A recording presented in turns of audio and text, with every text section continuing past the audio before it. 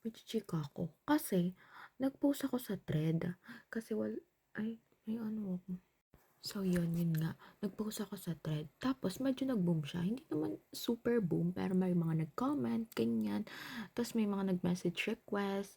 Tapos, hindi ko kasi alam sa thread is pwede pala mag-message. So, yun, after a day ko pa nakita yung mga nag-message, ganyan. Pero may mga nag-message na rin sa IG na sa message request. Pero, mga papansin lang yun sila. Like, hindi ko na-replyan. Parang katulad ko sila napapansin lang.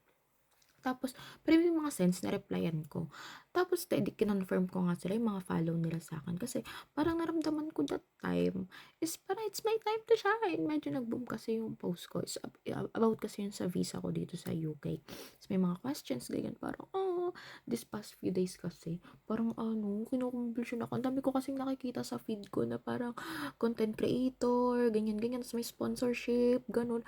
Sabi ko, "Hala, saya-saya naman nun." Parang ang dami-dami mong mare-receive na product. Tapos, may mga sponsorship, pwede kang magstay sa kung saan. Tapos, sagot nung business, mga ganun-ganun. Eh di, as a inggitera, inggit na inggit ako. Tapos sabi ko, "Hala, gawin ko kaya yun? Parang, maghanap kaya ako ng platform kung saan ako mabuboom, ganun." Tapos, akala ko yung thread, ayun na yun.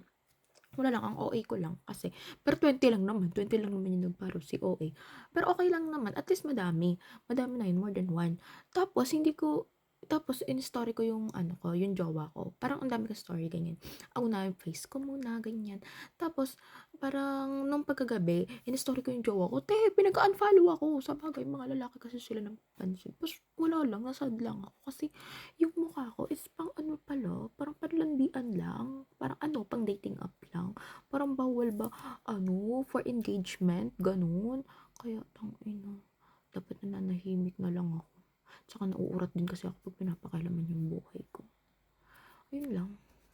Ayun, ihahabol ko lang na hindi ako gandang-ganda sa sarili ko. Ayun lang naramdaman ko that time na parang hindi kasi, parang nagha-hi-hi kasi sila. "Hi, sweetie," mga ganun-ganun. Ano ba yan? Basta, yung pogi-pogi na ng jowa ko. Tulad ko pa ba kayo? Ano ba?